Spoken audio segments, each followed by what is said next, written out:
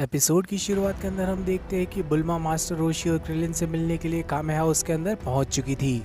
और जैसे ही वो घर के अंदर घुसती है तो मास्टर रोशी उससे कहने लगते हैं कि बुल्मा तुम काफी ज्यादा अच्छी लग रही हो आजकल। जिस पर बुल्मा भी कहने लगती है कि ये मर्द भी पता नहीं कैसी कैसी बातें करते रहते हैं। फिर मास्टर रोशी बुल्मा से पूछने लगते हैं कि क्या तुम मेरी वो वाली कॉमिक्स लाई हो। और मास्टर रोशी किस तरह की कॉमिक पढ़ते हैं ये मुझे बताने की जरूरत ही नहीं है। बुल्मा मास्टर रोशी से कहने लगती कि मैं तो आपकी कॉमिक्स लाना भूल गई। जिसके चलते वो क्रेलिन से पूछने लगती कि क्या सचमुच में गोकू यहाँ पर पहुँचने वाला है। जिस पर क्रेलिन कहने लगता है कि गोकू ने हमें यहाँ पर मिलने के लिए बुलाया था, तो वो जल्दी यहाँ पर पहुँचता ही होगा। क्रेलिन अब बुल्मा से यामचा के बारे में पूछने लगता है, जिस पर बुल्मा बताने लगती है कि वो तो यामचा से बात ही नहीं कर रही। मैंने उससे अपना रिश्ता तोड़ दिया है क्योंकि वो हर समय सिटी के लिए गेम खेलता रहता है और वैसे भी वो किसी और ही लड़की के चक्कर में पड़ चुका है। और तभी मास्टर रोशी कहने लगते हैं कि दिल टूटना वाकई में काफी ज्यादा बुरी बात होती है। लेकिन क्रेलिन कहने लगता है कि उसे तो इस चीज के बारे में ज्यादा कुछ नहीं पता। और तभी वो टिफिन खोलने के साथ ही उनके अंदर पड़े डम्पलिंग्स खाने लगता है। और दूसरी तरफ हम लोगों को रेडिट्स दिखाया जाता है और यहाँ पर रेडिट्स को पिक्कोलो से भी ज्यादा ताकतवर शख्स की रीडिंग मिल रही थी, जिसके चलते हम लोगों को गोकू और गोहान दिखाए जाते हैं जो कि निम्बस क्लाउड की सवारी करते हुए मास्टर रोशी के घर पर पहुंच जाते हैं। और जैसे ही गोकू आइलैंड पर लैंड करता है तो सभी लोग उससे मिलने के लिए आ जाते हैं। लेकिन अचानक से क्रेलिन पूछने लगता है कि आखिर ये छोटा बच्चा कौन है गोकू। और तभी गोकू बताने लगता है कि ये मेरा बेटा है। और ये बात सुनने के साथ ही सभी लोग हक्के बक्के रह जाते हैं। और तभी गोकू गोहान से कहने लगता है कि गोहान तुम्हें सभी लोगों को हाय करना चाहिए। और तभी गोहान सभी लोगों को हाय करने लगता है, लेकिन तभी उसकी नजर टर्टल पर पड़ती है। गोहान अब उस टर्टल को देखने के साथ ही थोड़ा सा घबराने लगता है। लेकिन गोकू बताने लगता है कि मिस्टर टर्टल तुमसे हाय कहना चाहते हैं गोहान, तो तुम्हें उनसे जाकर मिल लेना चाहिए। और तभी गोहान मिस्टर टर्टल को हाथ लगाने लगता है, जिसके चलते गोहान के पास अब बुल्मा आ जाती है। वो अपने आप को इंट्रोड्यूस करने लगती है। बुल्मा कहने लगती कि मेरा नाम है बुल्मा, आखिर बच्चे तुम बड़े होकर क्या बनना चाहते हो। जिस पर गोहान बताने लगता है कि उसे ऑर्थोपेडिस्ट बनना है। और बुल्मा को ये बात सुनने के साथ ही काफी ज्यादा अजीब लगती है। और बुल्मा पूछने लगती है क्या तुम्हें मार्शल आर्ट टूर्नामेंट नहीं खेलना, क्या तुम अपने डैड की तरह ताकतवर नहीं बनना चाहते मार्शल आर्ट्स खेलकर। जिस पर गोहान कहने लगता है कि मेरी माँ कहती है कि ये सभी मार्शल आर्ट्स की चीजें बेफिजूल की होती है और मुझे ट्रेनिंग करना बिल्कुल नहीं पसंद, इसीलिए मैं ऑर्थोपेडिस्ट ही बनूंगा। और तभी गोकू अपने दोस्तों को बताने लगता है कि चीची को ये बेफिजूल की चीजें बिल्कुल नहीं पसंद और इसीलिए वो गोहान को बिल्कुल अपने ही हिसाब से ढाल रही है। और अचानक से बुल्मा की नजर गोहान की पूंछ पर चली जाती है और वो सभी लोग गोकू से पूछने लगते हैं कि आखिर इसे पूंछ कब से है। जिस पर गोकू कहने लगता है कि जब से इसका जन्म हुआ है तब से ही इसके साथ ये पूंछ मौजूद है। और मास्टर रोशी गोकू से पूछने लगते हैं तुमने कभी गोहान को चांदनी रात में अजीब सा बर्ताव करते हुए देखा है। और गोकू कहने लगता है ये आखिर किस तरह का अजीब सा सवाल है, हम लोग ज्यादातर जल्दी ही सो जाते हैं और गोहान ने आज तक वैसे भी चांदनी रात नहीं देखी। और ये बात सुनने के साथ ही बाकी के सभी लोग राहत की सांस लेते हैं। और दूसरी तरफ गोहान पानी के अंदर जा चुका था जहाँ पर उसे एक केकड़ा दिखाई देता है। गोहान अब उस केकड़े के साथ खेलना शुरू कर देता है, लेकिन वो केकड़ा अपने मुंह का जाग गोहान के ऊपर ही डाल देता है। और इस चीज के साथ ही गोहान काफी ज्यादा घबरा जाता है और बाकी के सभी लोग गोहान पर हंसने लगते हैं। और भागते हुए गोहान गोकू के पास आ जाता है। और तभी बुल्मा नोटिस करती है कि गोहान की हेड के ऊपर एक ड्रैगन बॉल लगा हुआ है। जिस पर गोकू बुल्मा को बताने लगता है कि ये ग्रैंडपा गोहान की ड्रैगन बॉल है। जिस पर बुल्मा कहने लगती है इसकी वजह से तुम्हारी टोपी तो काफी ज्यादा शानदार लग रही है। और ये बात सुनने के साथ तो गोहान भी काफी ज्यादा खुश हो जाता है। और अचानक से क्रिलिन एक पत्थर उठाने के साथ ही समंदर के अंदर फेंक देता है। और बातों बातों में गोकू भी एक पत्थर उठाने के साथ ही समंदर के अंदर फेंक देता है। और तभी मास्टर रोशी नोटिस करते हैं कि गोकू आज भी उतना ही ज्यादा ताकतवर है जितना कि वो आखिरी टूर्नामेंट के टाइम पर था। और मास्टर रोशी को लग रहा था कि वो यहाँ पर कमजोर पड़ गया होगा, लेकिन आज भी वो उतना ही ज्यादा ताकतवर है। और अचानक से इन सभी लोगों को एक काफी ज्यादा ताकतवर चीज सेंस होने लगती है जो कि काफी तेजी के साथ इन लोगों के नजदीक आ रही थी, जिसके चलते गोकू अपनी नजर चारों तरफ घुमाने लगता है। और अचानक से उसकी नजर रेडिट्स पर जाती है। और फाइनली यहाँ पर रेडिट्स ने गोकू को ढूंढे निकाला। और अचानक से रेडिट्स की नजर भी गोकू पर पड़ती है और वो कहने लगता है तो फाइनली मैंने तुम्हें ढूंढी निकाला कैकरॉट, मैं देख सकता हूँ कि तुम काफी ज्यादा बड़े हो चुके हो। और तभी गोकू पूछने लगता है कि आखिर ये कैकरॉट कौन है। जिस पर रेडिट्स कहने लगता है कि तुम्हारा ही नाम कैकरॉट है। और इन सभी लोगों को लगने लगता है कि ये आदमी किसी गलत शख्स को ढूंढते हुए यहाँ पर पहुँच चुका है। और तभी रेडिट्स कहने लगता है कि आखिर तुम ऐसा कैसे कर सकते हो कैकरॉट, तुम अपने मिशन को कैसे भूल सकते हो? तुम्हारा मिशन था इस पूरे प्लेनेट को खत्म कर देना, और आखिर आज तक तुमने अपने मिशन को शुरू क्यों नहीं किया?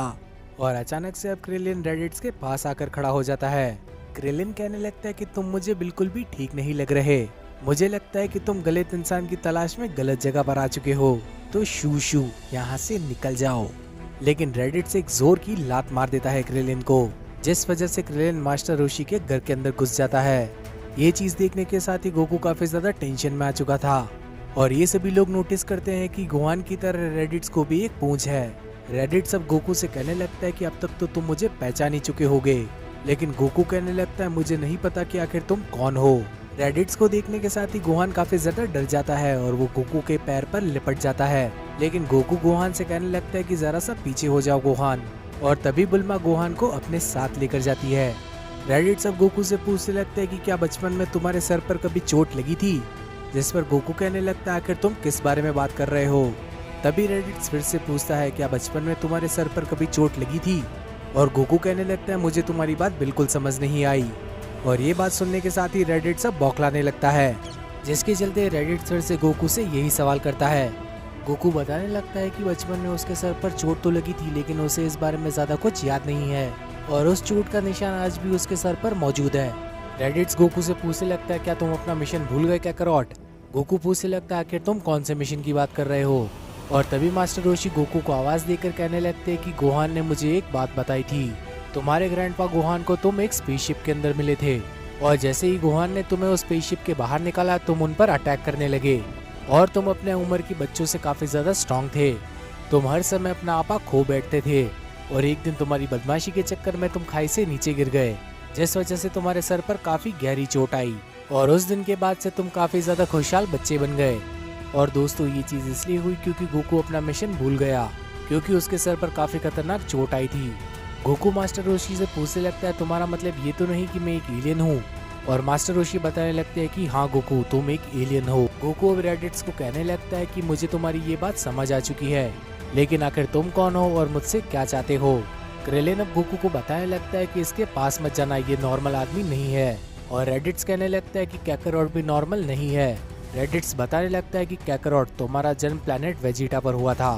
काकारोट तुम एक इंटरगैलेक्टिक फाइटर हो, और तुम काफी ज्यादा स्ट्रॉन्ग रेस यानी कि सेइयन से बिलोंग करते हो। और काकारोट मुझे तुम्हें बताते हुए खुशी हो रही है कि मैं तुम्हारा बड़ा भाई हूँ। और ये बात सुनने के साथ ही गोकू के साथ साथ बाकी लोगों का भी दिमाग खराब हो जाता है। और तभी बुल्मा कहने लगती है कि गोकू तुम्हारी शक्ल भी इससे काफी ज्यादा मिलती जुलती है। लेकिन तभी गोकू कहने लगता है कि आखिर मैं तुम्हारा विश्वास क्यों करूं, और अगर मैं तुम्हारा भाई हूं तो मैं अर्थ पर क्यों आ गया? तभी रेडिट्स बताने लगता है कि हम लोगों के काफी सारे क्लाइंट्स हैं जो कि इस तरह के प्लेनेट को अपना घर बनाना चाहते हैं, और हम सेइंस ऐसे प्लेनेट्स को ढूंढते हैं जिनकी रेस को हम खत्म कर सकें, और इस तरह के प्लेनेट्स पर हम हमारे योद्धाओं को भेजते हैं। और जैसे ही हमारा योद्धा उस प्लेनेट की लाइफ को खत्म कर देता है, हम हमारे क्लाइंट को पैसों के बदले उस प्लेनेट को दे देते हैं। और इस प्लेनेट पर ज्यादा कोई ताकतवर इंसान मौजूद ही नहीं था, और इसीलिए हम लोगों ने तुम्हें अकेले भेजा था। लेकिन तुम्हारे सर की चोट की वजह से तुम अपना मिशन भूल गए काकारोट। और अब यहाँ पर रेडिट्स का दिमाग घूमने लगता है, और रेडिट्स कहने लगता है तुम्हें पूरे चांद की मदद से इस धरती को खत्म करना था। गोकू कहने लगता है आखिर पूरे चांद से तुम्हारा क्या मतलब है?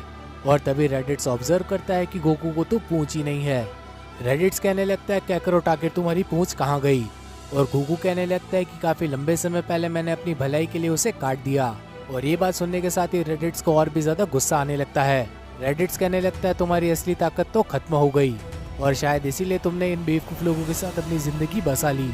गोकू कहने लगता है तुम तो मेरे भाई की तरह बिल्कुल भी बर्ताव नहीं कर रहे, ये लोग बिल्कुल मेरे परिवार की तरह हैं, और मैं तुम्हारे साथ नहीं आने वाला।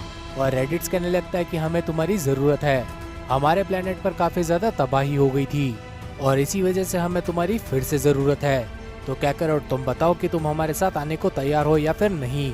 जिस पर गोकू कहने लगता है कि वो उसके साथ नहीं आने वाला। जिस पर रेडिट्स कहने लगता है मुझे तुम्हें जबरदस्ती यहाँ से उठाकर ले जाना होगा। और गोकू यहाँ पर लड़ने के पोज में आ जाता है। गोकू कहने लगता है कि अगर तुम में दम है तो आजमा कर देख लो। और रेडिट से बात सुनकर कहने लगता है तुम्हारे खून के अंदर ही लड़ाई है काकारोट, मैं देख सकता हूँ कि तुम लड़ने को कितने ज्यादा उतावले हो। और अब अचानक से रेडिट्स गोकू के पेट में अपना घुटना मार देता है, और दर्द की वजह से गोकू अब जमीन पर गिर जाता है। और ये देखने के साथ ही गोहान भी गोकू की मदद करने आने लगता है। और तभी रेडिट्स देखता है कि गोहान को भी एक पूंछ है। जिस वजह से वो गोहान को ही वहाँ से उठाकर ले जाने लगता है। जिस पर रेडिट्स कहने लगता है, तुम हो असली सैयन योद्धा, क्या करोट, अगर तुम में दम हो तो अपने बच्चे को बचाने के लिए तुम मेरे पास आ जाना। और इतना कहने के साथ ही रेडिट्स वहाँ से चला जाता है, जिसके ये एपिसोड यहीं पर खत्म हो जाता है। तो वीडियो को लाइक करने के साथ ही चैनल को भी सब्सक्राइब कर लेना और आखिर में नोटिफिकेशन बेल को ऑन करना मत भूलना, ताकि फ्यूचर में वाली वीडियोस